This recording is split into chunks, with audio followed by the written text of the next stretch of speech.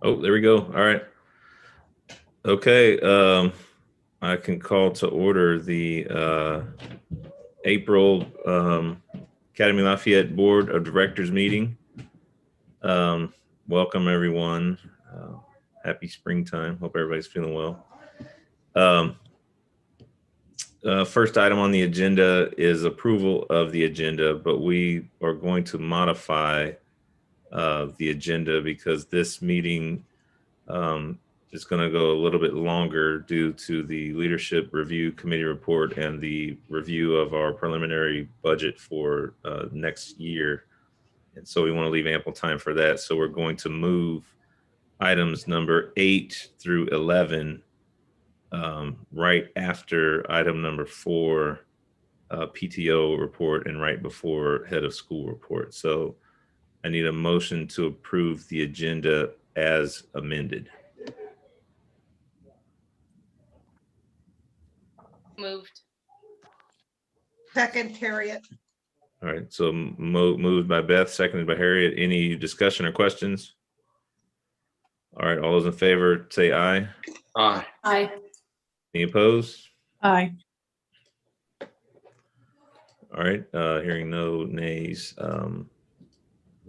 With the approved agenda, or the modified agenda is approved. Item 2, were there any stakeholder comments? I don't think there was. Is Carlos back yet? She's not back. Oh yeah, I've been back. I was muted. Oh. No, there were not any. Okay. All right. Moving along, we need a motion to approve the March meeting minutes. Hopefully everybody had a chance to review and provide any comments if you have any, but otherwise I will entertain a motion to approve the March meeting minutes. Motion to approve, Michelle. Second, Tanya. All right, motion is second. All right, any discussion? All right, all those in favor say aye. Aye. Aye. Any opposed? All right, meeting minutes approved. PTO report, is Alonda or someone from the PTO on? If not, and I'm not quite sure if they even had a meeting. They are having a meeting tomorrow. I know they're the last PTO meeting of the year. Just arrived. At 6. Oh, she's here. Okay, good. Okay.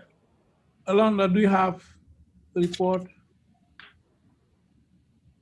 She's still connecting.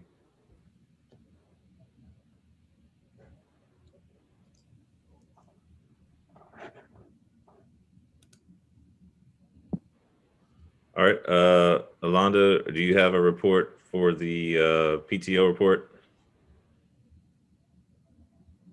You're on mute. I can read your lips. Yes. And just for the record, I think I was on the wrong link because I was there at 6:15. So I just want to make sure. Oh, okay. Okay. But just for, excuse me. So we do have a meeting. We had to postpone the one last week. We have one tomorrow. And basically what we're just gonna talk about what the future is and what we're gonna get set up for next year, 2021, 2022 events, and see how we can get things kind of kicked back off for the next school year, since this school year is kind of a wash with being able to raise any money or anything. So other than that, we're just, my agenda is basically just going over the things that we need to focus on for the next year and how we can start back up in a positive manner. So. Okay. So the meeting is at 6 o'clock tomorrow. So if anybody wants to join, the link is on the website and in the newsletter, I believe. So anybody can join. Okay. Is there any update on is Evening in Paris even still a thing? No, we're not going to do the Evening in Paris this year. But we do have some things in the works of getting kind of just restructuring and refocusing on what we can do. We have the new develop, Michelle, I'm sorry, what was her name, Michelle? Yeah, she's on here, Celia. Oh, Celia, okay. She, even though it wasn't necessarily meant for us completely, but she did send over some good ideas for just maybe a way to restructure some things. So, but yeah, that is not something that we're gonna be able to do this year, but that's okay. We're gonna come back strong next year, so. Okay. Mhm. Okay. All right. Well, we'll look forward to a summary or a recap of the Yeah, tomorrow at next month's meeting. yeah, we're excited. So I think everything's gonna be, it's looking up. I mean, everything's looking positive. So we're feeling good about it. Okay. Mhm. All right. Thank you very much. Unless anybody has any questions for Alonda, we'll move to the next topic or next item. All right. Development Committee report, Michelle. Yeah, and let's introduce Celia. Can you, I don't know how people can see this on there, but anyway, wave, Celia. Hi. Oh, When okay. she speaks, it'll show up on there. So Okay, good. Just introduce yourself and you'll be over there. For those of you I have not met, hello, I'm Celia, the new development director. So hopefully we get to meet in person one day and work together. Otherwise, it's always going to be Zoom. And Celia put together the report. We had a committee meeting last week. It already seems like a year ago, actually, but we had another committee meeting next week, and she's put together, I think we talked in the last meeting how she's been working on a strategic plan for next year and beyond. And so she's really working through that. The committee is actually reviewing and giving final input. And then I know she wants to get that out to the board members so you guys can see that and see all of the detail. It would take an hour just to walk through it on here. So, but really good looking forward to what she's got outlined for that. And then she's also been working on just kind of improving the practices for the plan and looking at what we're going to do for current and future fundraising, and has identified a list of new grant opportunities that really align with our mission and values, looking at things that we haven't looked into before. And I think also, Celia, you've been all over the capital campaign for the benches and working on that as well. I think Jackie has finalized it, so congratulations with her. So yay, so Harriet, it's done, look. Oh. Actually, I think Heather had a lot of push on that, so congratulate her. There you go. Well, great. Yeah, so a lot of stuff, and obviously, you know, it's things are down a little without EIP, without Musketeer March, without some of the normal things, but there's still support coming in, and we talked about doing a final push, probably late April, early May or something, just to see what more we can get this year. And then probably the only other thing, unless John, I don't know if you're going to talk about the whole funding inequity in your report, but okay, then I'll just jump in here. I've been posting some stuff on social media quite a bit, and an email went out to parents today on the Twitter storm, but that vote is now expected to be tomorrow, and it won't be, you know, the be all end all, but this is going to be finalized this year. And we're so close. I mean, we're down in those last final steps. And so this vote tomorrow is really, really big. So anybody watching and listening, you can go on the AL Musketeer page on Facebook. You can go on the AL Fams page.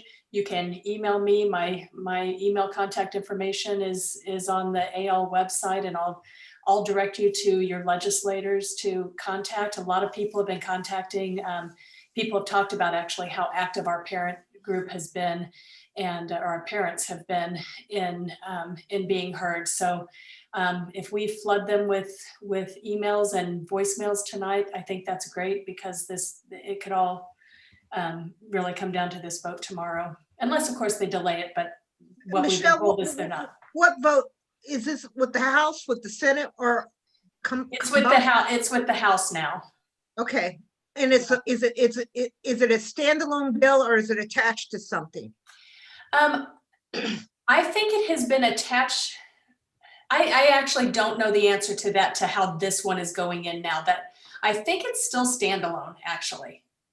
Okay. Yeah, it's a standalone. There's another one in the Senate with all kind of things, but this one is Yeah, the Senate one had the attachments. Okay, it's standalone and is it for the entire House vote? Yes. Okay, Yeah, so it's down to the wire now. okay, great. And I think that's all from development, unless Celia, you have anything else you want to? No, I don't. Thank you. Michelle, I have something I'd like to add. Yeah. Yeah, this is the time when all of our board members normally would maybe give through EIP or some other mechanism. So if you haven't responded to the annual fund, this is the time to write our checks to get them in for our annual board contribution. And each of us signs a commitment at the beginning of our term that we will financially contribute as well. And so just reminding my fellow board members and myself to write the check and send it in to Celia. So she has something to do, right? Process good gifts. So just a little bit of encouragement. Can we pay online? Is there an online thing to put how to pay? Yeah, if you go to the website and go under, I can't remember I think it's support our school tab, but it's kind of the tab over to the right, and then you can pay right online there. Okay. We could drop it in the chat even, so everybody has it. Thank you, Celia, for all you're doing. Oh, you're welcome. Thank you guys. And Michelle. All right, anything else on governance? I mean, I'm sorry, the slide threw me off. Development? Nope. Okay. All right. Thank you very much for the update, Michelle. Welcome aboard, Celia. Very excited to have you. Looking forward to working with you. I hear great things. Sorry, I haven't met you yet, either in person or virtually, but hopefully soon. And so thank you. Thank you to everyone. Governance report, Beth. Yep, just two quick things. One, we are starting conversations about what our summer retreat will be. We're looking at a Saturday in June for hopefully a half-day session. And we're starting to talk about agenda. We don't have those details yet, but we do want to go ahead and hold the time. So you'll get a doodle poll after this indicating what Saturdays work for you. So watch for that. The other big thing is we currently have 9 board members. Our goal is to have 14. So we are 4 short of board members. We're working with education board partners to help, but anybody that has ideas of strong candidates, I think we definitely want to have diverse candidates with expertise in finance, fundraising, diversity, equity, and inclusion, and I'm in law. Are our key gaps. So email me anybody you think would be a good fit, and we would love to talk with them. I think that's all I've got. Okay. All right. Short and sweet. Thank you very much, Beth. Diversity Committee report. Good evening, everyone. The Diversity Committee had their parent series last week, which was really, really great. We actually watched a couple of short documentaries. The one that I think really hit home was the one with Jane Elliott. It was a teacher from a small town in Iowa who divided her 3rd grade class into blue-eyed and brown-eyed groups, and then gave them a lesson on discrimination. And it was really, I thought Lisa Benson actually facilitated that, and it was great. I think we had a lot of good conversation, talked about, a lot, just having the conversation and talking about a lot of different things that I think will help parents to come. We will continue to do these parent series. I think our next one is next or later on this month, Beth, or is it next month? We're down to 2 dates, April 27th or 29th. We still need to find out exactly what. Thank you. So those 2 dates. So If you haven't ever attended one of the parent series, I would encourage you to do so. Beth, well, it's actually Lisa and team, which includes Beth as well, and Carlos. They do an excellent job of presenting and starting dialogue on that. In addition, we have also welcomed our new members to the committee. We've also started our belongingness committee, which Alonda chairs that committee, and we are meeting again, I believe, on 4/22 to kind of talk about different possibilities and ideas in regards to events with the PTO. So we're just trying to partner with them and help them come up with some different things that we can start the new year out with. So looking forward to that. And I think that's about it. If Beth and Mr. Bang don't have anything. Okay. All right. Thank you very much for that report. Very important. I'm glad there's a lot of movement going on there still, and I hope we continue that. I don't really have much for the president's report. Michelle kind of gave a great summary of the funding mechanism bill. That House bill is 137, I believe, if you want to search it up or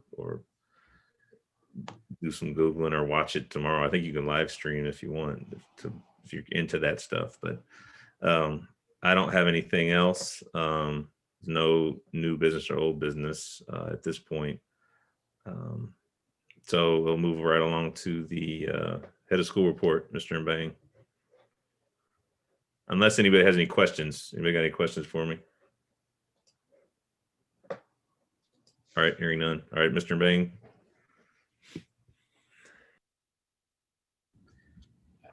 I realized that I should have moved the leadership committee report anyway, so it's left behind, but I'm going to go through this quickly.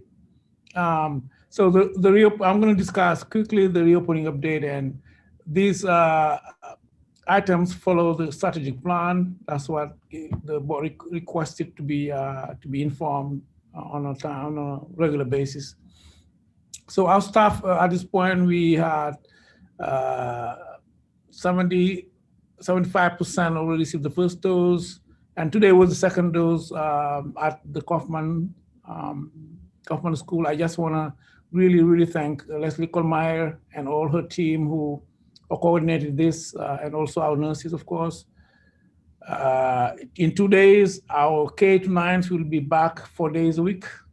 And we're also purchasing outdoor benches and tables for student lunch. That's why Heather was pushing, because of the lunch safety, to be able to have students taking their lunch outside. At this point, always our biggest challenge will remain finding enough substitute, but hopefully we have only 1.5 months to go. So we'll see. Robbins. Hello, I'm here. And this is in response to last month, just the numbers of comparison. I broke those down some more over the years, so you could get a breakdown of the percentage. And so this first one is overall K-app, so that includes siblings as well. And then the next slide is just new K applicants. Any questions on that? Am I reading that correct, that we only have 94 applications for kindergarten? Will you go back to that last slide? No, 94 is just the minority number. Oh, okay. The total number is like, 347, as we did in the lottery. Okay, I had a little bit of a heart attack there. But it still looks like it's a lot lower total wise than years past. I mean, it was 385 last year. Is that right? Yes. This is due to the pandemic. So that's why we wanted to break it down and have a more comparison. There's an over 25% down in the application in school, in Show Me Case application. Okay. So have have these kids been given do we know who's coming yet? Yes. Mhm. Okay, Uh, so when I'm looking at this is who's coming. No, those are yes and no, because those numbers were taken from the applicants. So that's why it says apps. So through the process, you know, some people decline as well. So I have a different number for that one. And of course, this was actually 2 weeks ago, but I do have a number for that as well. Okay. So, and this is years data as well, just number comparison. This is all applicants. This also includes all applicants are even not eligible either by address or age as well. And then the next one, the previous one was all apps, all grades, and the next one is just kindergarten. So we're down 100. 109. Okay. Which I know is the same across the region. It's not unique to us. And so this is the breakdown of who accepted their seats originally from the lottery. That's the first, or the 2 columns under lottery, and then after lottery, that is our breakdown. So after acceptance and things, and declines and rescinds as well. And then before I get to that, to Harriet's question, we have 196 that are enrolling currently, and that is just in kindergarten. Okay, so we're down already. Well, we only have 200 and, well, they're enrolling. I have offers out to the others, and we only are offering 202 seats because 8 of those go to our pre-K that are already enrolled in our next year. All right. How big is the wait list, or did you show that already? No, I didn't. There's some prospects of some rescinds. So I have a prospect of about 20, but right now, no. Okay. We don't have one. Interesting. Okay. Oh, so quickly just wanted to say thanks to Michelle. She attended the pre-K cooperative board meeting forum for the KC pre-K, as well as Vicky from our sponsor UCM. And so we had a great time answering questions for all. And then again, we're having a pre-K open house April 21st, and our first graduating AL pre-K class is to be announced.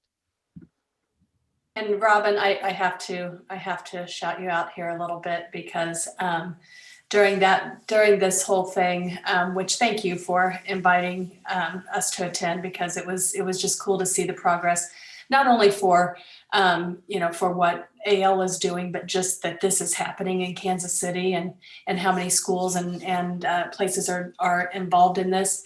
But I mean, not once, not twice, but like several times, Robin got shouted out for and just acknowledged for all of her work on this that she does for the school and does with Emmanuel and that group that she works with got a lot of acknowledgement too. So our Robin is great. Love what I do. Thank you. Thank you very much. So this is a snapshot of the Tyler Pulse dashboard. Remember, for the last 2 years, the board wanted to get a dashboard, but this is the snapshot. There's certain things that is being corrected now. Is the withdrawal? They're not correct because they captured those who changed address. So I told Adam is fixing it. It's much lower than that. So what we're going to do after talking to the leadership review committee is having a Google Doc shared with the board so that this data is updated every month, so the board members can go there and have an access to it and look at what's going on. So we have the enrollment, discipline, and attendance at this point, and whatever we want to add there, we can add if we want, so you can have an idea. The demographic, all of this can be added so that every month you can make a presentation based on the pulse, and you can go also on that Google Doc and look at it. So Good question. So is these are the snapshot, are these just samples, or is this? It's the real numbers. Those are real, okay. Yeah. So there's some mistakes that need to be addressed, because, for instance, the number of students is missing the high school. So but it was captured on Friday. Put it here. I told Adam to go and address it. He's working on that, Tyler. Okay. So student success, our ninth graders participated for the first time in an all-day Model United Nations conference. So it is like a United Nations competition where every team represented a country and learn how to make lobbying and passing a resolution and something like that. So this, they were coached by Marilyn Hines, and they represented Denmark. Map testing begins on the 27th, sorry, not 26th, 27th. And we have a math committee meeting weekly to address that. NWEA, which is Northwest Evaluation Association, began on April 5th. So we're testing 3rd and 9th now. And then after we're testing first grade and second grade on April 19th to 23rd. The good thing about the NWEA is you can have an on-site test or an online test. Just remember that first grade is only tested in the spring, not in the fall. I have a question. How many, so on our map test, you have to come to the school to test. Yes. And you start, everybody starts back, but we're going to have some students that are still going to do, I assume, still stay home and do it over the computer. Yeah, and that's one of the big issues that we're trying to resolve with DESE, because DESE wants schools to show proof that they did all the efforts necessary to test all every kids. So what we are planning for those online is to work with the families to organize testing on Wednesdays if they're afraid of being with all the students. Wednesdays we don't have students, so we can spread them in the building and test them for the next 3 Wednesdays. How many students theoretically are going to be online? I don't have the number. It might be around 15 to 20% now of our students. Okay. When we meet next time, can we have that number since you'll be up and running? You mean those who are testing online, or those who are currently online? Currently online. Well, I can send it to you tomorrow to the board. Oh, well, okay. That'd be nice. I'd just like to know. So you're trying to work out. So if map test begins April 26th, how long does it go? It's enough. Normally, every year map test takes 3 weeks. Because this year we do not have to share Chromebook labs. Every single student has a lab. We think it may take probably 2 weeks to finish everybody. And the 3rd week will be reserved for making up those who were sick or absent or for any reason did not take the first session. Okay, so basic, oh, no, I'm sorry. April 5th, they've already done their NWEA test. They are doing it now. Okay. All right. Okay, I'll send you the number of students currently online. It is going down every day because parents change their mind. I'm sure. From online to on site. And do we have a count yet of how many are going to do summer school? We have a preliminary number today is around 800 who said yes. Wow. That seems high. Is that high? Well, yes, we have been around 700, now we're 800. Yeah. Okay. And I'm sorry, one more thing. Summer school runs, is that include middle school, or is that just run up through K through 6? Everyone, because what we're trying to do this year is making sure that, as I said it here, put it here, how to address any learning gaps. And also, we have been talking about how to offer advanced classes in mathematics. We will be focusing mainly in math, English, and French, but also there'll be fun in the afternoon. But we want a very well structured planning and then assessment to make sure that those kids get what they Enough. need. Yeah. Does that summer school include our high school kids too? Yes. Oh. So okay. the problem, the thing is, summer school in general with high school is either making up credit, your credit recovery, or taking an advanced class, moving up forward. So we have been working on that part. Okay. So kids can get some credit during the summer school. Oh, that's really good. I think that's good that it seemed, my impression was that summer school was more like a summer camp in years past, but that's good that this year especially it'll be more robust and structured too. Yeah, that's what we did last year, because even though it was online, but this year we will be on site, but we will make sure that the 2 sessions will be well structured and rigorous, and making sure the kids make up if they have any area of struggle. The other piece I would encourage you to make sure to really build out both summer and start of the year is, while we've had a lot of academic loss, obviously, and there's a lot of conversation about the academic loss, we've also lost just relationships with kids, and they just don't feel as connected to school. So we need to make sure to spend time just building those connections, building those relationships so that they feel connected to school. So don't skip over that part. I know the academics is really critical as well, but we definitely lost a sense of just students feeling a part of school. That's very true. The social-emotional aspect is important. I think, though, that our school is much less impacted than most other schools for the learning loss and so on. Our teacher did extremely well in teaching, and we will look at the NWA and come up with a more informed analysis of what's going on. But I think that I talked to a few of our teachers.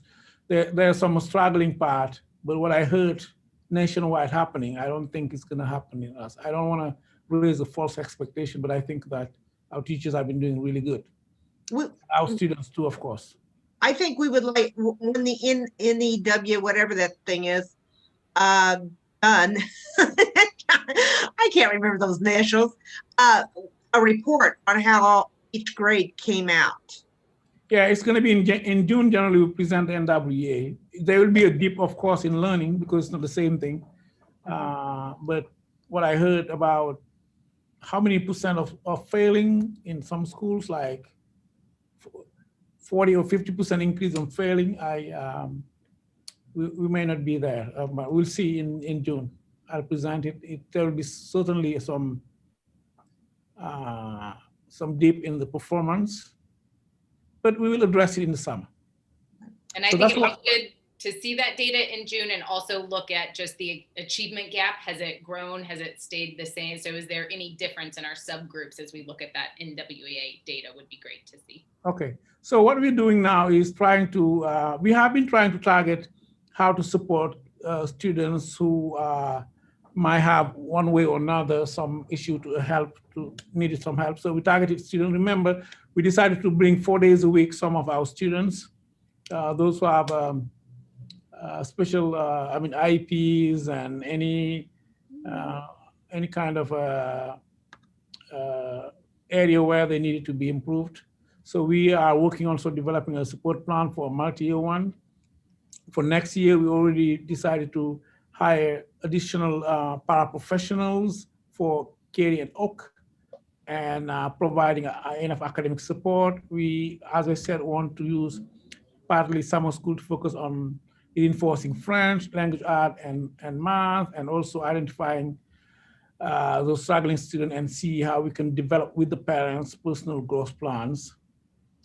We will involve also, that's very important, see how we can involve parents of kindergarten, first and second grade, we're thinking of having a meeting with them to explain to them what we're doing to support those kids and share without really anything. So because I'm sure some of them may be concerned that, okay, it's a language, foreign language, and my child may be struggling, and we will be talking to them and then making sure that we address their concern, and also with these kids, see how we can support them.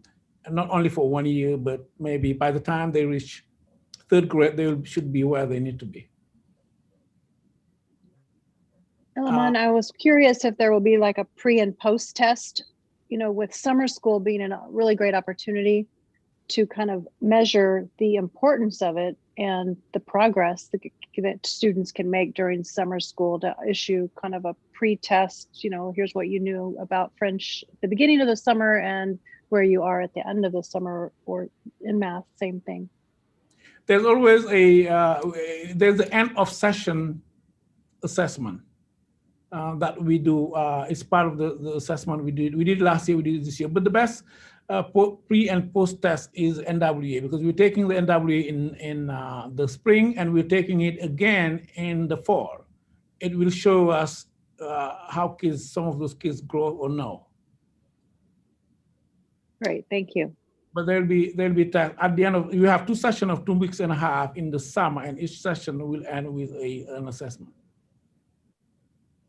So this, I want just to show you 1 minute of, this is the journalism class. Good morning, Lafayette. In the first one, they did a great job. I hope you were able to watch it, maybe not, but just so that you have an idea what our journalism class is doing, with Mr. Pascalini, of course.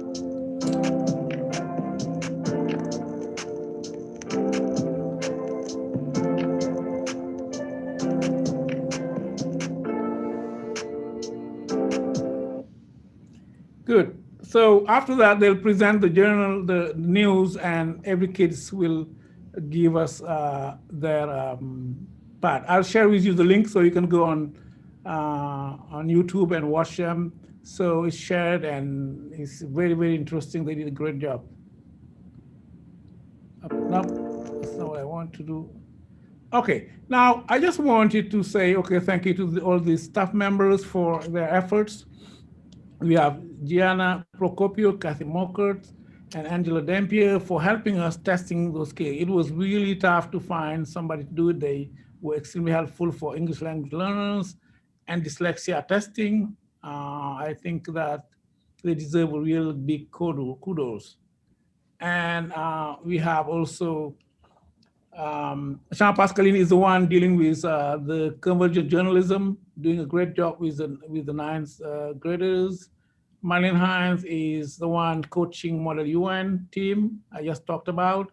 And of course, our beloved Robin King for the great job done with outreach efforts, despite the pandemic, impact on enrollment in KC and around the country. Thank you, Robin. And we have also our beloved nurses. You know, they have been extremely helpful with the coordinating staff vaccination. I saw them again today. They were at the venue and helping us throughout this pandemic. I think also they deserve a pretty good, big merci beaucoup. Thank you. That is awesome. Thank you for sharing. I know your staff goes above and beyond to just do really great things for kids. So I appreciate seeing those little notes. Yeah. They're fantastic. So Educator effectiveness, we're in the process of hiring. The principals have been interviewing like crazy, and it's a tough market. We're competing against all these French schools around the country, but now on also locally speaking, we discovered that we need to have more marketing on our career page. So Heather and Jean-Claude attended a couple of sessions organized by School Smart Casey around how to hire, interview, but also market your webpage. So we're going to your career page, we're going to put some more information about the great things we're offering. And high school is almost done. We have one more position to deal, a couple of positions to finalize. So we are currently working with Amity Institute and the French Embassy. Those are the two that sponsored our J1 visas, our interns, not J1 only, interns. The other J1 sponsor is Cordell Health Foundation, but these two sponsors our interns, and we anticipate having problem finding in host families. So we need to think about how to address that. We have been thinking about how to make sure that we have the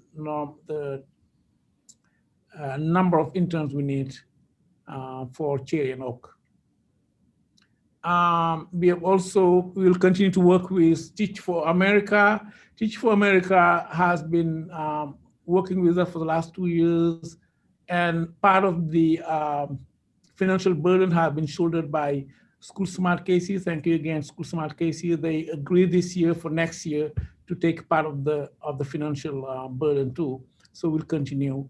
They have been really helpful with our newly hired teachers to help them again adjust. And they're not only doing it with us, but there's also a whole bunch of charter schools in this partnership. So one more thing, a couple of other things. We've already revised our K-12 student assessment guideline and then shared with staff, but introduced to the staff. We need to again make sure that we're following that guideline and helping our teachers for the assessment. Also, we will be structuring or restructuring our curriculum to adjust it to the school calendar. Remember, previously we had three trimesters. Now we're moving to quarters, 2 semesters and 2 quarters because of the high school and the credit requirement, because the high school credit is by semester. So we're gonna align the whole school to these 2 quarters, 4 quarters and 2 semesters, and parents will be receiving mid-semester report card quarterly to make sure that, or at least they know where their kids are and so on. So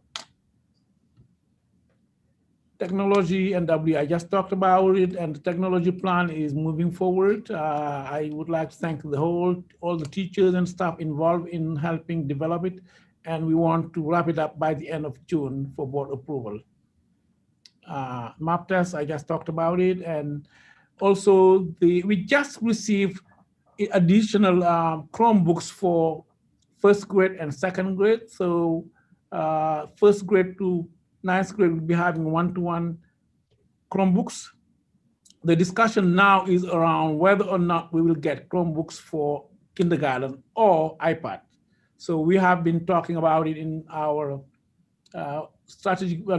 technology plan subcommittee, and then the principals have been talking with the teachers too. So we need to make a decision which way to go. iPad because of the touch screen, but by the way, the Chromebooks we just bought are also touchscreen for 1st grade and 2nd grade. So in a very near future, we should make a decision and move forward for kindergarten. So any question? Let's go to the leadership. Well, before you go, I didn't really have any questions, but I just wanted to reiterate, we kind of went really quickly on the teacher staff recognition portion. I just want to reiterate how much we as the board appreciate all of the effort that the teachers and staff have put forth during this past 13 months. I can't even imagine how difficult it's been to try to keep track of all these kids online. I have a hard enough time keeping track of my own kids online. So to do classes of 20 plus and to keep everybody still learning as much as they can, in addition to their own personal mental well-being, it's very, I get the stress, and I just want to let all the teachers and staff know on the record that I'm hoping I'm speaking for the rest of the board that we greatly appreciate everything that they have done and are doing and continue to do. So that's just want to make sure we didn't gloss over that, because we are going kind of fast, but that's really all I had. I think Alex Rascal will pardon me for putting a second X on her name. It's an S. So, Okay. So, so leadership. Michael.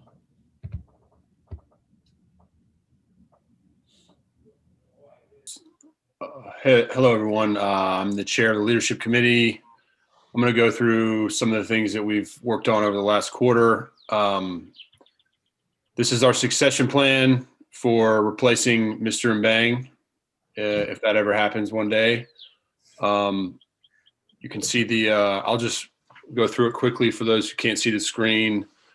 So basically, we're going to appoint an interim head of school should this happen abruptly without any planning, and then immediately set up a search committee, and then that search committee will develop a hiring timeline. And then the next key component is that we'll send out a survey to all the stakeholders of our school, so parents, employees, and board members.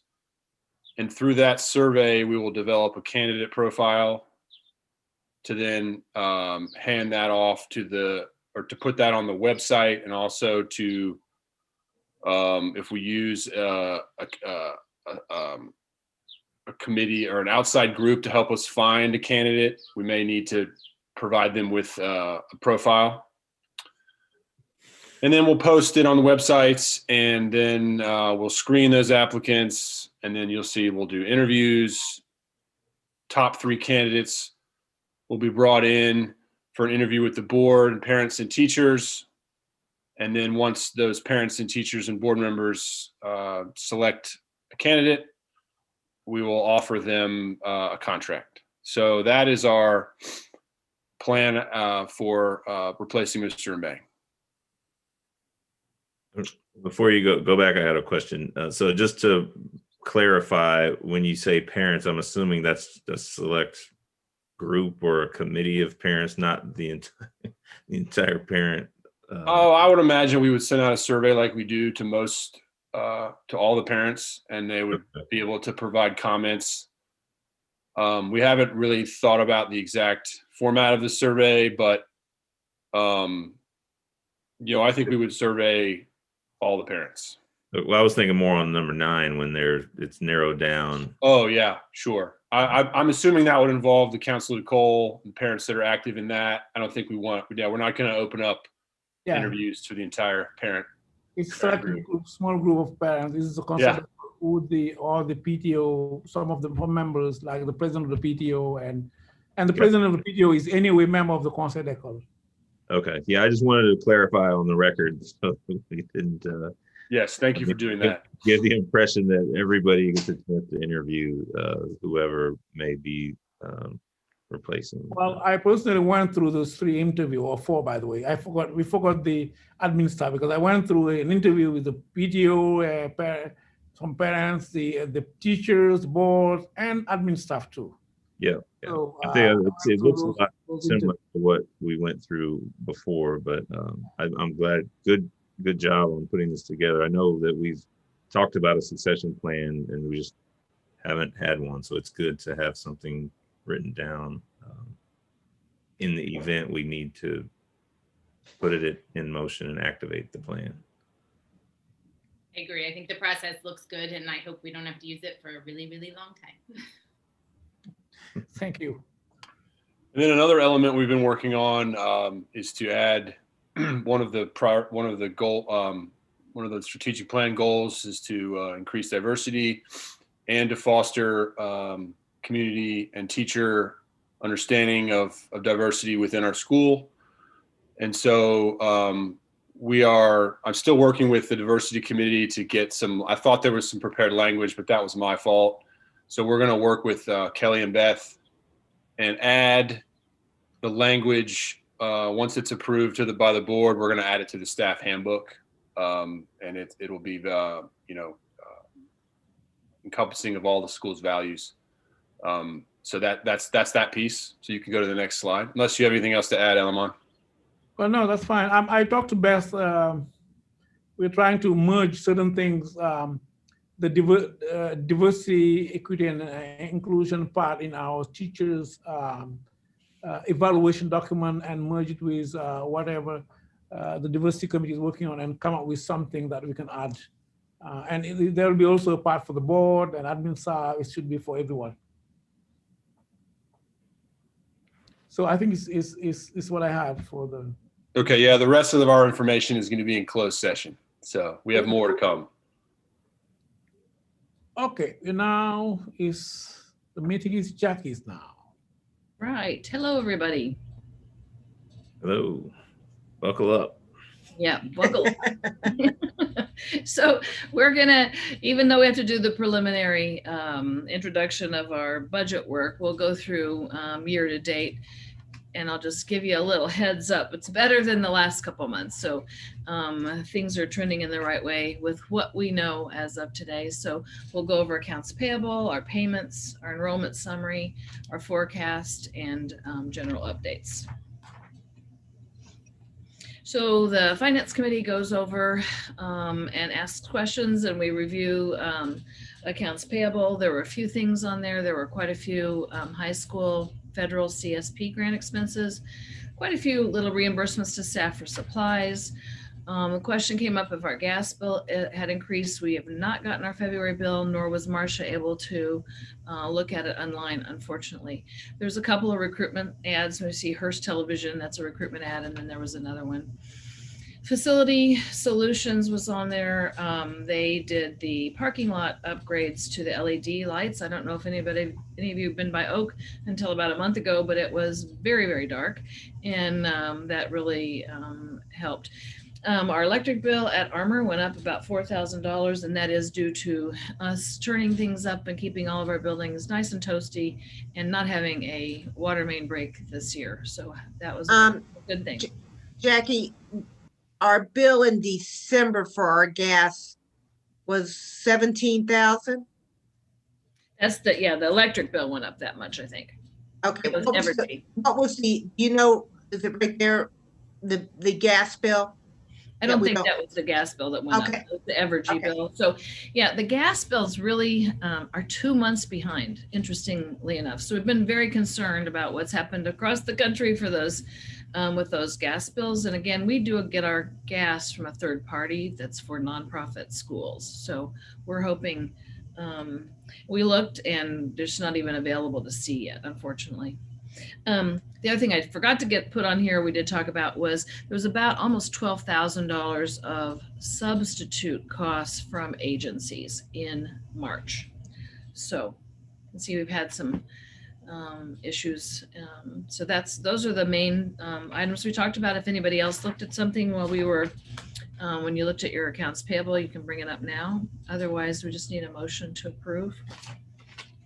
So move to approve accounts payable, Ms. Harriet. Second, Michelle.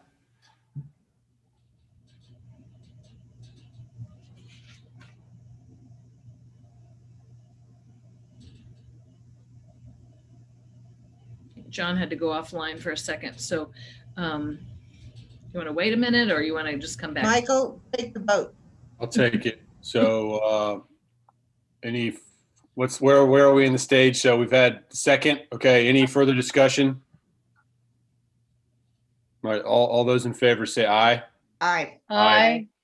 Opposed? Okay. Motion carries. Okay. Thank you, Jackie. Sure. Okay.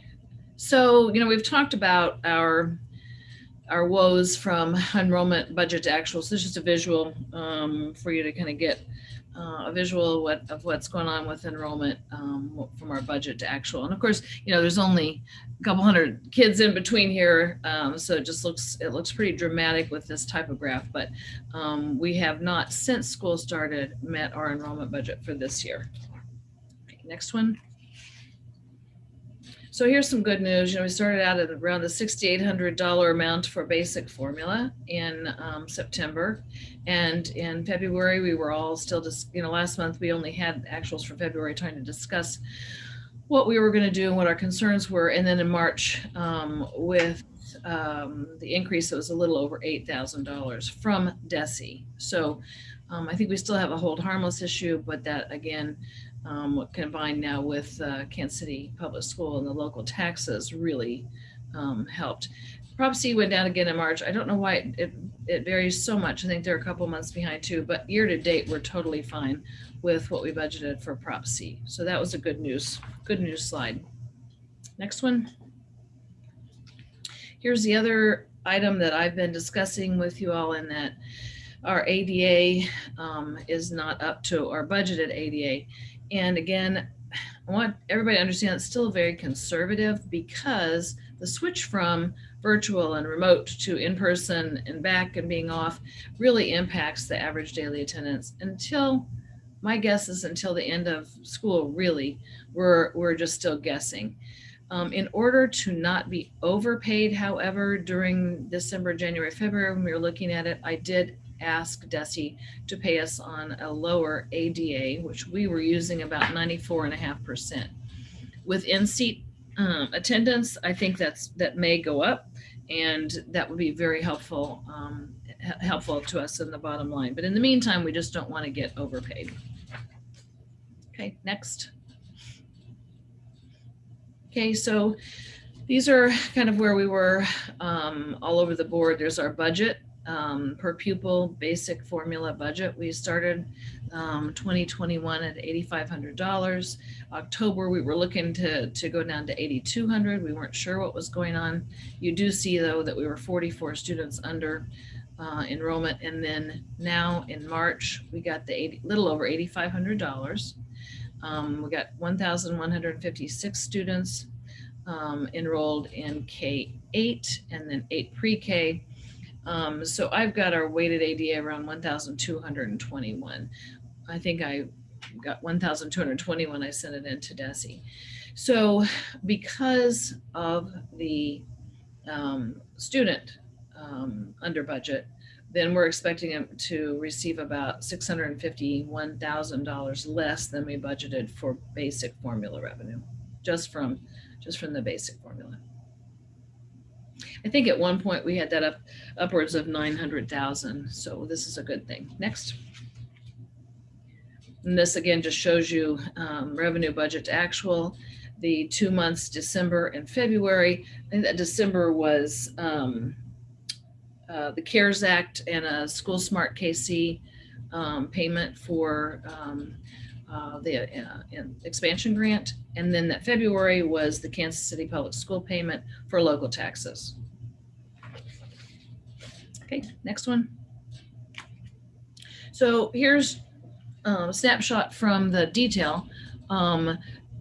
Expected to be a little over in Prop C and the 650,000 under for basic formula. There's a few other little outliers. We obviously, with the Federal CARES Act and ESSER and what we've asked to be reimbursed for so far, the variance is about $190,000 there. Some other things are not real big. Gifts and grants are a little under. Annual fund and PA, we certainly reduced that based upon actuals and what's happened during the pandemic. And again, thinking that there might be one smaller fundraiser toward the end of the year.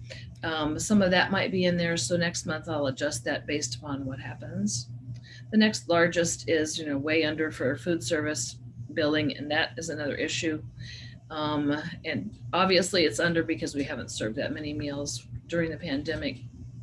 Parents picked up meals if they needed them, so that went way down. Trip in 8th grade, obviously 6th and 8th grade trip are way down in expected revenues, which is awesome because then we also have corresponding no expenses there. Okay, next.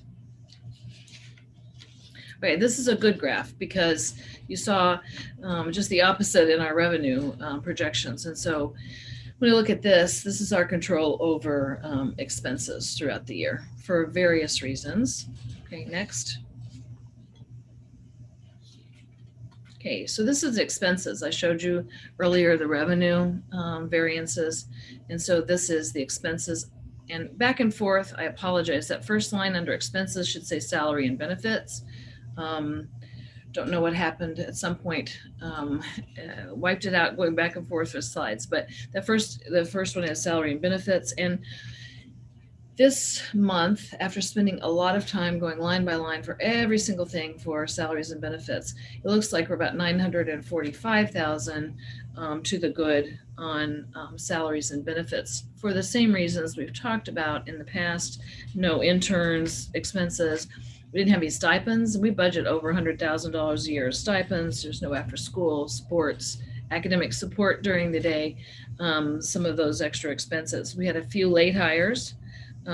We had salary scale changes from budget. We typically try and use at least the median salary to put in. And if somebody comes in at only 5 years versus 15 years, then that makes a positive impact. And then we had numerous leave, FMLA, EFMLA, so people would expire their personal paid leave and had some unpaid leave that were then covered by substitutes. So those are some of the largest reasons. And again, when we get somebody to replace a teacher from an agency, that does not show up here. It shows up under teaching resources, which is line 2, which is way over budget. And a lot of that has to do with the grants we got that we didn't know we were going to get for ESSER and that kind of thing, and substitutes. So there was revenue to cover those. The next significant was admin tech services, again, having to do with Chromebooks, getting coverage from both annual fund, thank you to the parents who donated for that, and from ESSER funds that were not budgeted. And then another large pickup to help us out this year was the transportation. Of course, it has many implications, not having kids at our school, number one, but not having the bus costs that we don't really get very much reimbursement from DESE. So the bottom line here is we're about a little over $1 million to the good. So we're going to continue this roller coaster ride till the end of the year because we have spent a lot of time trying to analyze every single thing that's gone on. One more thing about salaries and benefits, because this included February. That was the first payment. We had a January holiday from our new Humana group, so that saved quite a bit. And then the annual Humana bill is significantly less than what we were paying last year. So those are the good things. Okay, next. So let's just go right down to the bottom line right there. Revenues over and under expenses in the blue column for the forecast, a little over 130,000. We budgeted to kind of a flat year this year. But due to all of the aforementioned items that happened with expenses and revenue, it looks like we're now a little more than $130,000 to the good. Again, we've gone from, I think, earlier projections in October, November, from a negative 900 to a negative 600, negative 100 to a little over. Again, that's the best information we have with all of the information we have from DESE. And, you know, some of the grants, for instance, we turn in the expenses after they're expended. And so some of the CSP grant funds that came in to help with the revenue were 1920 expenses. So there's some of those in there too.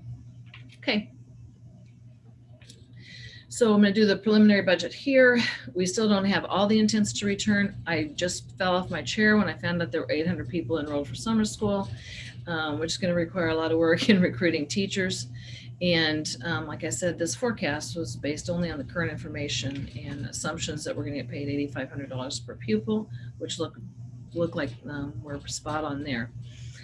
There's additional building expenses. We have a lot of issues at Oak. I think, I don't think the board got all of the pictures of the issues that are going on over there, but the board is assigning a committee to look at the bids to pick the stairs. That is around $100,000 issue at Oak. So we needing to look at options there. And then again, I told you food service, billing and data entry needs. Some of that is me filling out the correct COVID applications for food service and working with Desi to fix that. And attendance, there's just some work to do. And these next few weeks with kids in seat will make a huge difference when we get to that. Any questions? Okay. All right. Jackie, if I can interrupt real quick. Sure. For the building committee, we're planning on it being me, Marvin, and Craig Scranton, who's not a board member. But if any other board members would like to join, I think we could probably handle one more. But we also can be fine with just me, Marvin, and Craig too. So just keep that in mind. And for those that don't know, Craig is, was he a former parent? For a long time supporter of the school and has helped us along the way on our many expansion plans and ideas and then actual expansion. So he's definitely been involved for a long time, just for any of those newer board members who don't know. And a continued supporter and a continued supporter of our new makerspace, instrumental in helping us design and order and get that makerspace set up. So great appreciation. Thank you for mentioning it. Okay, you ready to start the budget? Get a drink. Okay. All right, next one, Mr. Bang. So, the budget objectives, I want everybody to understand responsibilities and our financial stewardship, how public schools are funded in Missouri, how we as an administrative team estimate and forecast revenue, and how we as a team decide how revenue is spent.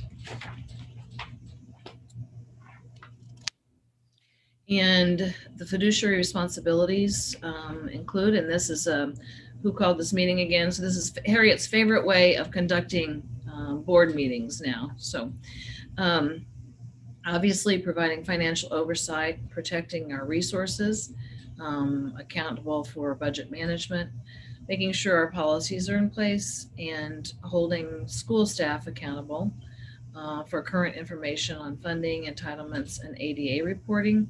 And this is why when you get your packets, they're so long, and you actually get not only the information that's out of our school information system, but you can compare it to what DESI is paying us. And so every month, that's why it's so critical for you to actually see the DESI payment sheets that are included in your packet and that we go over. And certainly the finance committee looks at it in detail. Next one. Next one, just a little overview, some important facts. Public school districts and charters are funded by a combination of local, state, and federal funding. And we're projecting a little over a $15 million annual operating budget this year.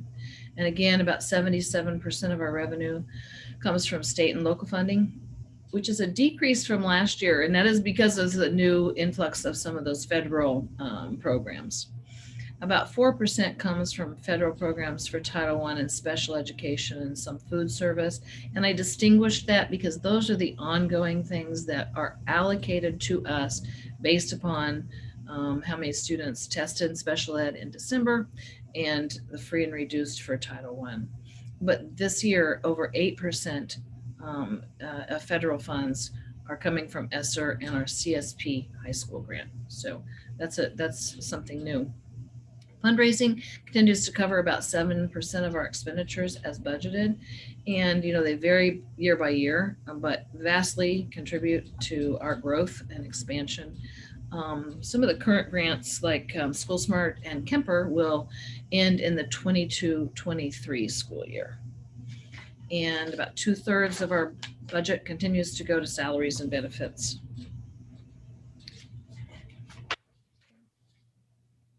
Next, okay. So we did this slide last year in Finance Committee discussing what are some of the impacts that we know and what are some that are unknown. It's changed a little bit from last year's budget to this year's budget. We know that there is change in state and local revenue. Just recently, the funding was, or the formula was fully funded. And I think last year we were worried about Prop C, and it's been stable and it met and exceeded our budget this year. We obviously had a little decrease in PTO and annual fund, didn't have the Musketeer March, but we had increases in federal ESSER funds in 21-22 in our budget. And like I said earlier, fully funded formula and increase in grants to be paid in 21-22. Those ESSER funds and grant funds are what are really sustaining us with decrease in enrollment. So very grateful every day for those. Unknown summer school attendance. Now I know the enrollment, so we have to see, we can make some adjustments there that'll require some recruiting. Re-enrollment, there we sent a survey. So typically all the re-enrollment process doesn't happen till later, but we really want to get a handle on what people were thinking for next year. Unknown about online learning options. I don't know, maybe Mr. Bang knows about online learning options that may or may not continue into the next school year. Any unforeseen closures, again, had to bring it up, didn't want to say it, but any of those kinds of things with students now more likely than the adults. And yes, Mr. Bang. We're working on that. And in fact, there's a committee working with School Smart Casey to see how we can offer a virtual schools. It's going to be tough, but we anticipate that some parents would like to stay online. And again, just unknown what's going on with younger people at this time. And we assume that we're going to carry over the fully funded formula. And right now we're still, I believe we're still hold harmless. So maybe that will get fixed. And then Michelle and John mentioned the glitch and what that might do. And unknown, not concerned, not one way or the other, but just the MOU for the local taxes with KCPS, just identifying any potentials that we have. Okay, next one.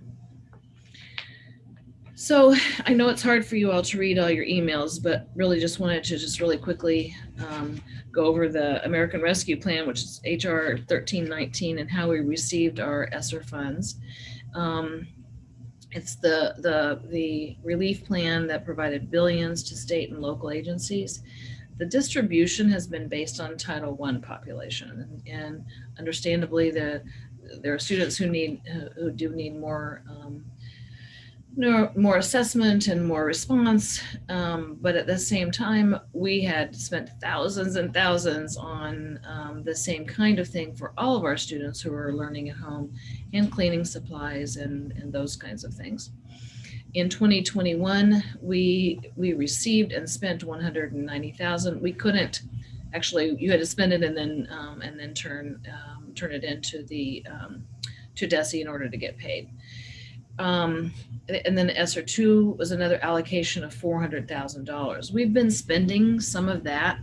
Mr. Bang and I went over it. I think we've estimated that we're going to spend around, I don't know how much it is now. It's just a little bit of, it depends on when bills come. For example, in that $400,000, we put all of our COVID testing in there, and estimated that could be upwards of $40,000. We have additional electrostatic spraying, which we've included in there.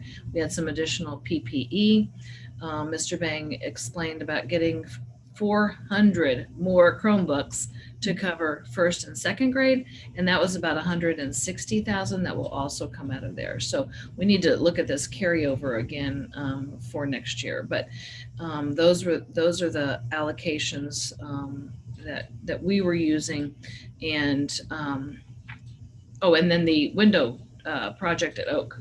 When you all approved that $15,000 window project at Oak for increasing fresh air, that will also come out of that ESSER 2 money. Again, not requesting it until after it's expended. ESSER 3 allocation that we just received is $930,000, and that all of those dollars are needed to get us to a balanced budget in 21-22, with a few additional. There are a few additional employees in there. Mr. Bang explained earlier about having 2 teacher aides, paras at both Oak and Cherry. Those full-time positions and benefits would be included in there also. Any questions on any of the ESSER money? Next one. Not going to read all these, not going to go through all of them, but there were a few columns of what was and what was not eligible for ESSER 2 and ESSER 3, anything to address low-income students and develop procedures and systems and address learning loss and indoor air quality and those kinds of things that we've already done with a few actions. Then one of the most important things is other activities necessary to maintain the operation and continuity of services in the LEA, continuing to employ existing staff. So these are the kinds of things that were important to us, having received a little bit less in ESSER 3, to be able to employ additional staff and maybe cover some summer school bus, those kinds of things in next year's budget. So just generally being able to use it for operations, as long as it's not anybody else who's within a federal budget. So here's the good thing. $15.7 million, but $15.8 million in revenue. Okay, there you go. And a little over 15 million in expenses. So we have, in this first go around, $300,000 revenue over expenses. This year, our debt service has to come out of there. It's $415,000. And so first go around, considering out of a $16 million budget, we have a negative $115,400. I think this made us feel better in that we didn't have to get into our reserves for this ending fiscal year, which earlier in the year we really believed we were going to have to do. And again, just saying that there are things that happen that we can't foresee, but with the projections, it looks like we will not be using our reserves for this year. So we continue to work on balancing this budget, of course, but we're not willing to sacrifice student achievement. And if at the end of the day this is important and there's nothing that we feel comfortable removing from expenses or finding other sources of revenue, we could use reserves to accomplish all the goals in there. I want to make a comment right here. If you'll recall, 2 years ago when we started looking at our budgets for our high school, and the red ink that we were looking at the second, third, and fourth year, and just due to luck of the draw or whatever, we have not yet had to use our reserves, and I doubt, if we're looking at 115, I doubt we'll use our reserves again. So if you recall, we were looking at $1 million losses when we started, when the budget first came out.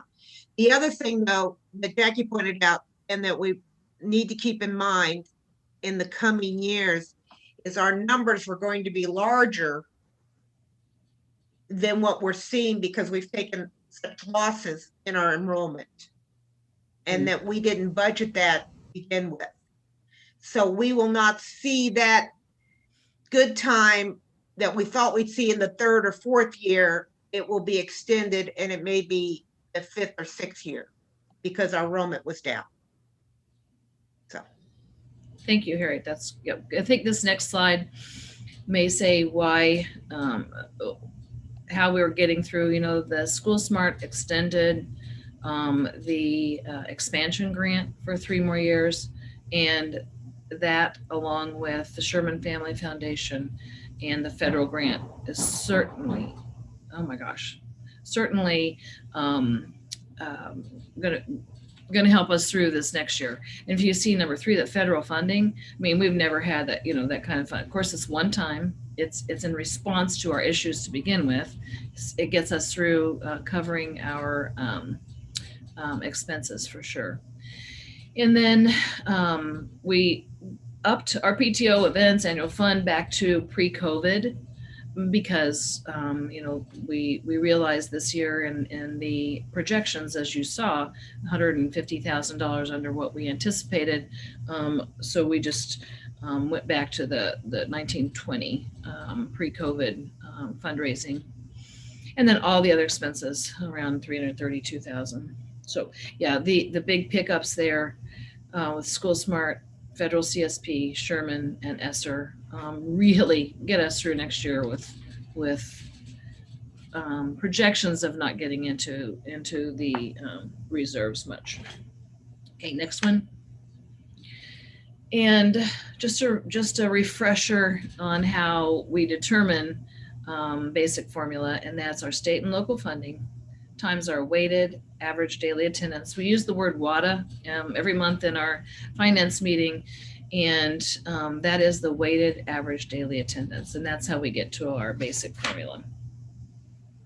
And we spend a lot of time right here on this page. We get these slides to 25 or 30 slides, and it's about 300 man hours to get there. So we spend a lot of time because that's the main source of our revenue. Okay, next one. So average daily attendance is the number of bodies we have, the number of students we have, and how many hours they attend. So when someone leaves at 2 o'clock, we are reduced by 1.5 hours. So we have had 20 some years of 95% attendance. So that's the average that we use. Like I said earlier, I lowered it for end of year forecast only because of the remote and in and out. And I think that might change now that we're back. This weighted enrollment is what provides schools some extra funding for students who are more expensive to educate. For instance, they've identified free and reduced, those IEPs, and ELL, English as a second language, are provided some additional weights, and summer school. At the current time, we have not met the threshold for free and reduced, getting closer, special ed, getting closer, and ELL, we have not met that. But when you do, or when schools do, that's when you see that their revenue exceeds just the basic formula for the times the enrolled students. So that's how we get to weighted ADA. So for us, it's the number of people who enroll, which is down, times their attendance, which we're going to keep at 95%, and then we're adding summer school. Okay, next one. I'm not going to go through all this detail on the left side, but at the end of the day, what we do is we take our enrolled students, and we have some attrition that we build in a formula to all of our budgets and all of our projections of students that leave during the year. We add in our high school and our pre-K and get a head count. And then we multiply that times our average daily attendance that we have history of at 95% and get an average daily attendance. And so for this next school year, we estimate that to be around 1,206 students. And once enrollment starts by your June presentation, we'll have that trued up. And in this first go round, we left it at 100 just because you don't see a lot of growth. And yes, it's open to middle school and we have high school, but mainly the actual attendance that's consistent is K through 5. Okay, so this next slide just shows you what happens when you take your estimated state and local funding, multiply it times your weighted ADA. So this budget, this first preliminary budget, which was different than some things we talked about January and February, we're using $8,500 per pupil. And at 13, a little over 13 students, that's almost $11 million. And that 10,946,000 is after our sponsor fees that we certainly get every penny's worth out of every year, but that's just the net. And then what would happen is if we didn't have an MOU, if we weren't fully funded, if we stayed hold harmless, the potential existed at $8,200 per pupil, and that decrease is almost $400,000. That's where I think we were earlier in the year. You know, we start December, January, really looking at these budgets, trying to throw in that $8,200 figure. That's when we were really concerned about those reserves. Okay. So, you know, most of our years are actual and weighted ADA track pretty close. I'm not going to spend a lot of time, but you know, if you look here in 1920, our budget said we would have 1,178, and we were down 31 students. In previous budget presentations, it was always a slight increase year after year after year. So this was a first year of decrease. In 2021, another decrease of 65 students weighted ADA. I do want to say here that the ADA had was about 1,183, and we did have a pickup of summer school. So, you know, that was a pickup of 5 students. Once May gets started, toward the end of May, and I've asked Westbrook to help audit this attendance because it's so critical this year. That 1,119 actual 2021 ADA may increase, and we may come out a little bit better there. Just really hard to tell right now. So in our 21-22 budget, what we do is we start with the exact number of students we have currently, do our attrition factor and all those things, and that's how we got to 1,260 students enrolling. Okay. And then I showed you how we get to our ADA, and then we've included 100 summer school. And again, if that 100 summer school goes to 110, that's just icing on the cake, right? Of course, we'll have more expenses because we have to add teachers, but that's a really good thing. And there are going to be sirens, just crazy, because I heard something going on. All right. I think, does anybody have questions on that one? Harriet or Spring? Okay. All right. This is just a visual of what's happened in 1920 and 2021. Did you? I did too. We're going to continue for a minute, but the importance here is what Harry is explaining, in that the trend has certainly not gone the way we had planned a few years ago. If you want to go to the next slide.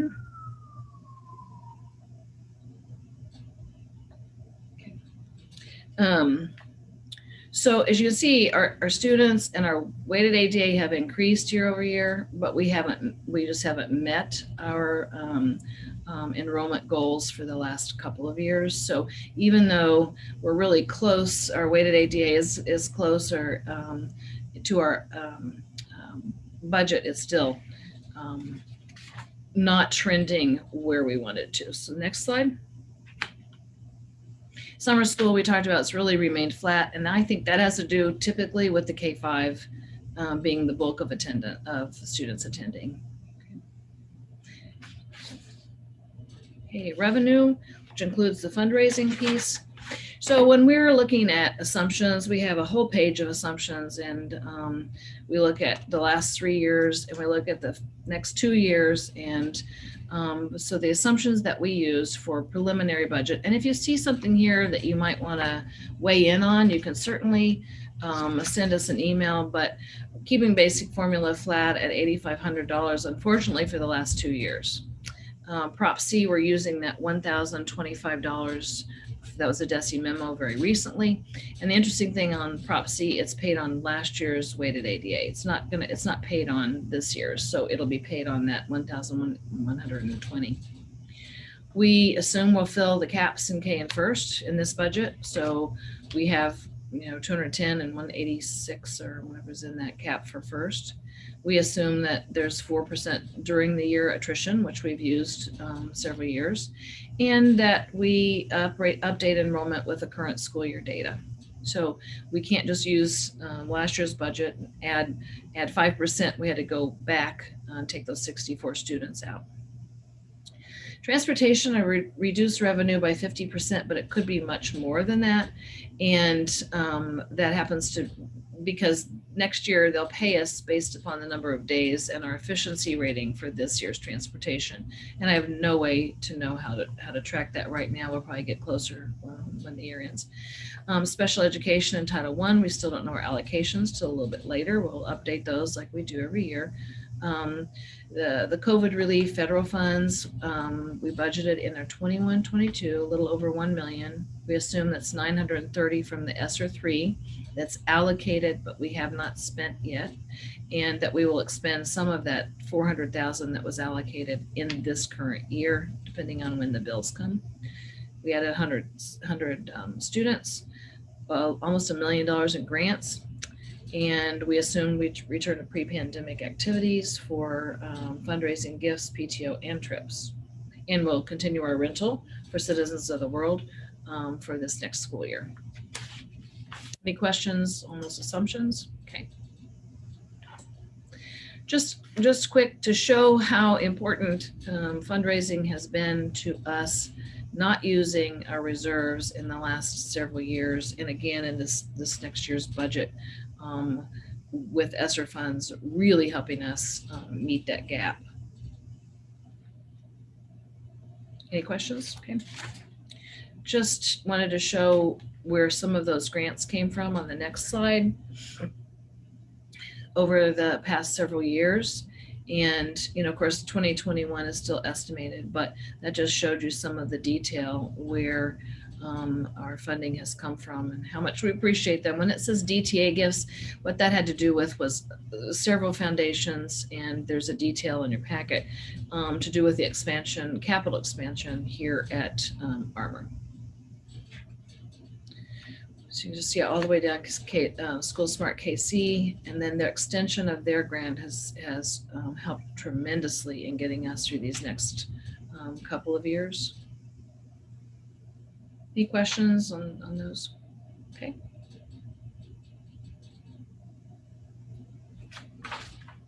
Expenditures and how, the next slide just shows how we, the same process that we use. Certainly talking to, Mr. Bang talks to the principals in their meetings, high school, and the grant and library, get a little input. So this year's increase in salary and benefits is about, I think, $1.5 million. And everything in this budget assumes, when we first did this go around, that there would still be the 2.5% step increase on the salary scale. We did update our staff insurance and benefits to the defined base that you all voted on last year, about $643 per employee. So rather than just always increasing at 6%, we defined this base, and we'll take a look at that. We do not know those rates, unfortunately, until October, November-ish, around that time. And again, salaries and benefits are about 70% of our budgeted expenses. So the 30% that's left is where we really look at trying to maximize or use our dollars wisely for students.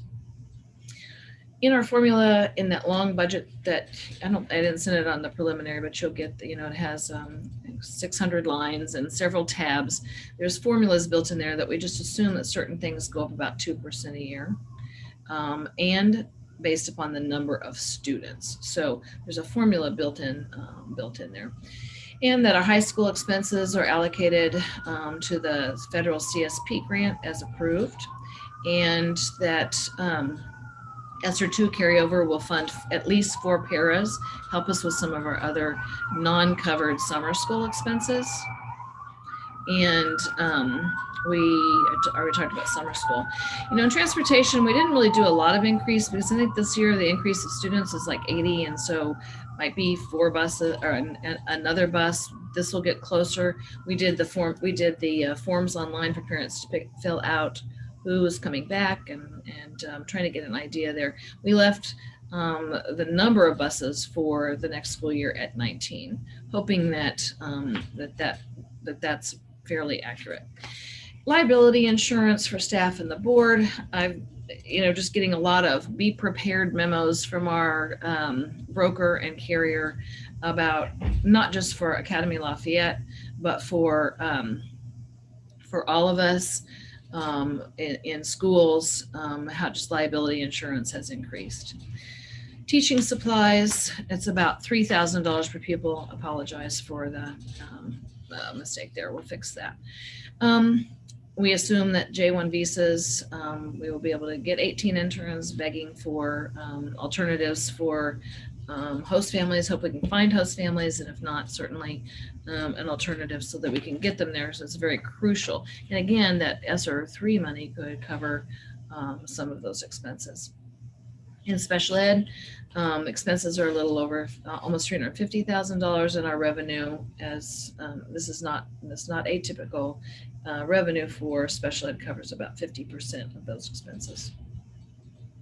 Any questions there? Okay. Since 77% goes to our staff salaries and benefits, a few years ago, someone said, "Well, how do we look at our other expenditures that aren't salary related?" And so this again is not $300 per class; it's $3,000 per pupil, and we let teachers pick the kind of inside classroom supplies that they need. And teaching resources includes not only just the regular supplies, but our computers and our carts, the lease of our copy machine, furniture, projectors, smart boards, any of the technology that goes into an elementary or middle or high school supply line item. Summer school is about 3% of our expenses. It includes staffing. And it's 3% out of 15 million for a 6-week program is really incredible, and it's a lot of work. And one of the things that happens in summer is that there is absolutely no reimbursement. We only get 10% during the school year, but there's no reimbursement during the summer. So in order to help us and still help kids, we have over the last several summers increased that radius from the schools to 3 miles. We did leave supplies. We're assuming that we'll resume some field trip activities pre-pandemic, and I think it's Beth and Michelle that addressed some of that. So, in order to even do summer school, which we've done a really good job of, and at least 50% has to be in the core academic subjects, but because we talk about the language and expeditionary learning and those kinds of things, some of these trips are very affirming of some of those core subjects. And so I think that it's important, as you mentioned, to continue with some of those learning opportunities that aren't within the classroom. Transportation, it's 5% of our budget, 15 million, annual cost over 700,000, and we only get about, $110,000 a year. So minimal reimbursement. That comes out to about $1,770 per rider. And again, this year, we'll have a drastic cut in revenue that was only 10% in the first place.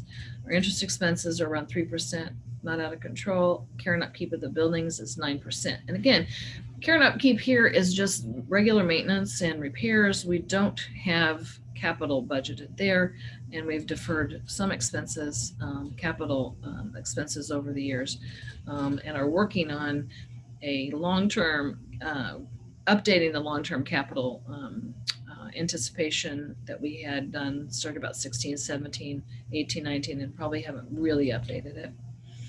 And then all the other expenses, which include PD, workers' comp, all of our insurance, community relations, fundraising expenses, accounting, our database, recruitment, all of those other expenses. Okay. Any questions there? Okay. Next one. So here's a snapshot from our actual budget. Summary page. Obviously the budget detail is much longer, and you do get to see that, but in 2021 our projections that I showed you in the previous presentation are around 14 million, And for next year, we've budgeted $15,796,000. Again, that salaries and expenses, 77% of that, and the rest for all the other expenses we have. I just want to point out here, we've talked about it earlier, but line 10 and 11, it's a kind of, $1.1 million that we wouldn't have without that federal relief that really helps us getting into the next school year. Okay.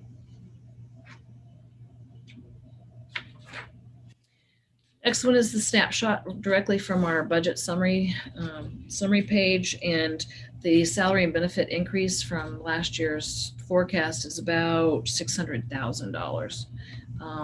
Has to do with some additional positions and the increase of 2.5% across the board. And again, that's just the projections and certainly needs to be discussed and get board approval. But that was the recommendation in our startup to not touch those line items. And again, those benefits, even considering the additional staff, are a little lower because of our new rates. So our total expenses, we estimate a little over 15.5 million. We have our, that's where we end up with the $300,000. We have to pay our debt service, and that's how we come up with a negative $115,000. Just wanted to point out that we have estimated operating cash, again, estimated, because we just have not finished. So that's what we do when we're budgeting preliminarily, is put some estimates in. It's a little over $3.7 million. That's where watching those expenses last year really came in, that PPP and all of the additional resources. So just a recap of our debt service. At the end of this year, almost $9 million. And obviously you can see it was 10.5 for the loan amounts.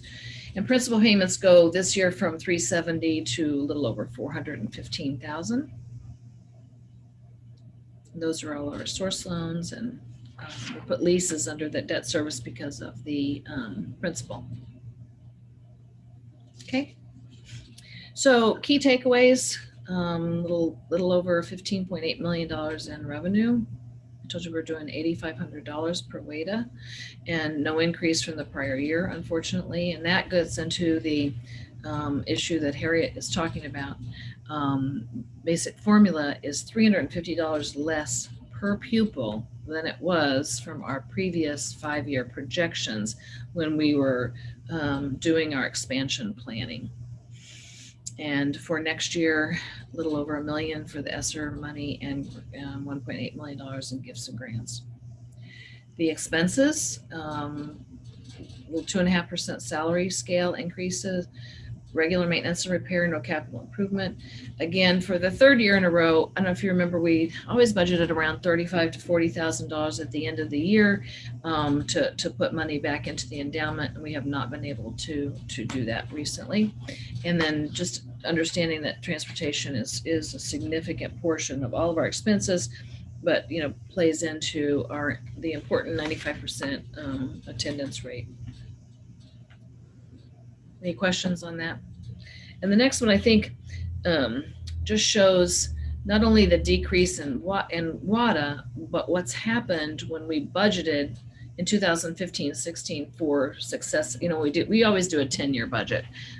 So by the time the final comes, we'll have a picture of the next few years anyway, that in 21-22, when we had done our original 5-year projections, we were at budgeting $8,800 per pupil, and now we're flat at $8,500. And so that's the impact Harriet is talking about in those 10-year projections. And I'm hoping something will happen in that funding formula, and that we will be able to report something different in June.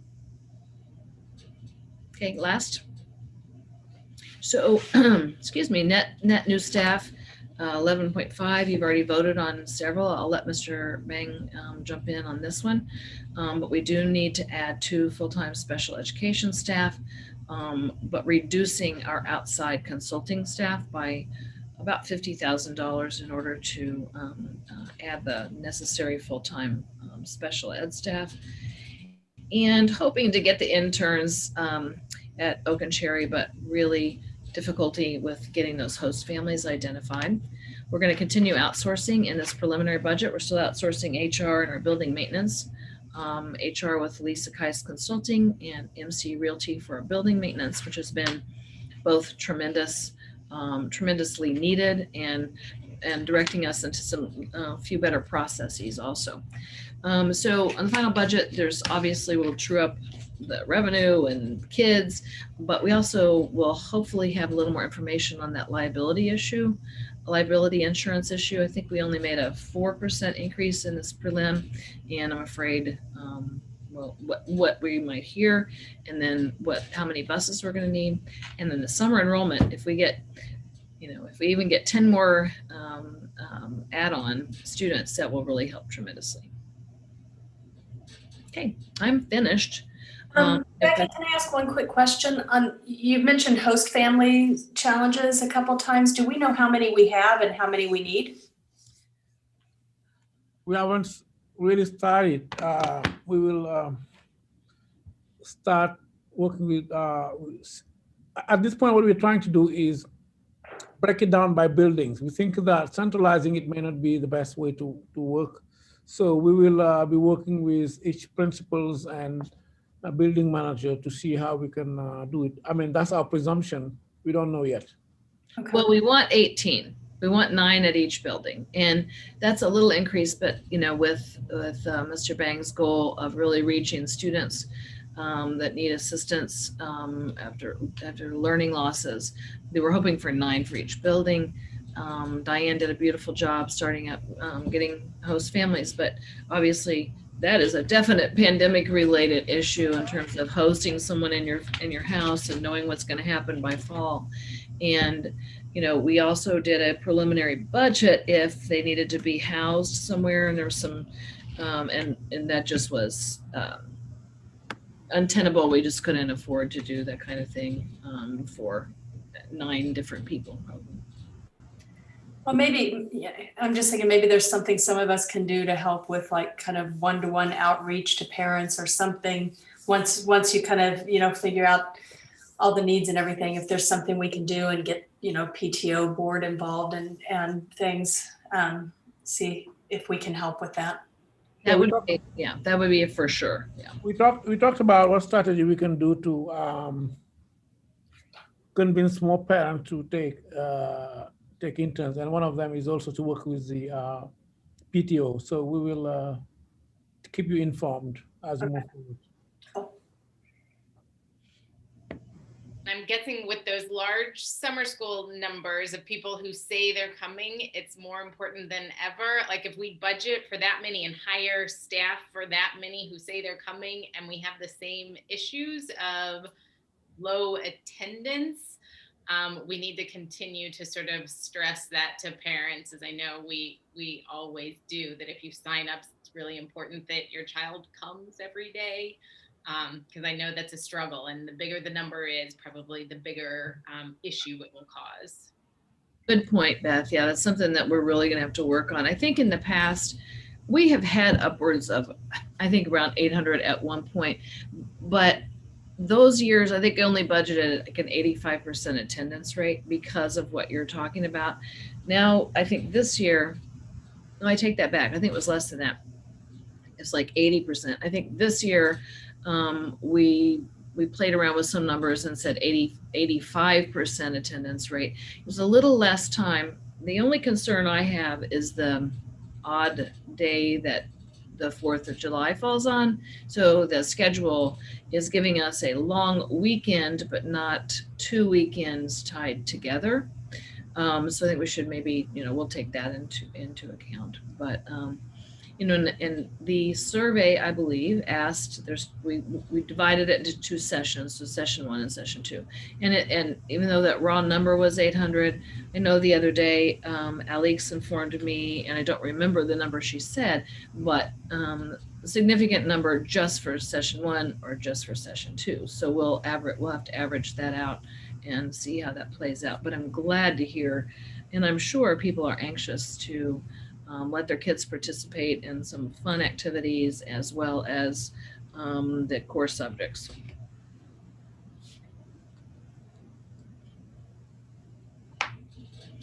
Well, I just think like Jackie, you and the finance committee, everything, I mean, what amazing work. And just on so many levels, and then even looking at like what are, you know, you talked about the grants and the foundations and everything that we've had, but also just this year without having the Musketeer March and without having EIP, you know, some of our parents and loyalists have come through nicely this year. So it's just a great testament to the school and the fact that people are supporting it so strongly. So just awesome. Agreed. Yeah, many thanks to that, to the annual fund and people who, you know, there's like several people who really contributed additional for Chromebooks and getting hotspots into the hands of students who really needed it in addition to the grants. Very thankful. Yeah, and also thankful, I gotta throw something out, you know, without having a development director for so long, I mean, just the staff, you know, Robin and Alix and Marcia and, you know, you and Sonia and, you know, I mean, Mr. Bang, you guys have jumped in. And so it's just, it's been great. But Celia, we're glad you're here. Yes, Celia, we are. Thank you. All right. Any other questions for Jackie? Comments? All right. Thank you very much for that thorough overview and presentation on the budget. Very well done. You do a great job every year. And I know that there is I think we can count that as our budget training requirement by UCM. So that's possible. Good that all of us sat through that. So very, very good job and well done. Well, thank you. Appreciate it. If we don't have anything else, we have items we need to discuss in closed session. And so I will entertain a motion to go into closed session to discuss HR items. So moved to go into closed session. This is Harriet. Second it, Kelly. All right, a motion is second, and we have to take a roll call. So John, yes. Harriet? Yes. Michelle? Yes. Kelly? Yes. Gwen? Yeah. I think that was a yes. Yeah. Beth? Yes. Michael? Yes. Tanya? Yes. And I think that's everybody. Okay. All right. We will take a 1.5 minute break as we let the non-board members in our council, well, the non-board members drop off. So it should just be board members, our council, and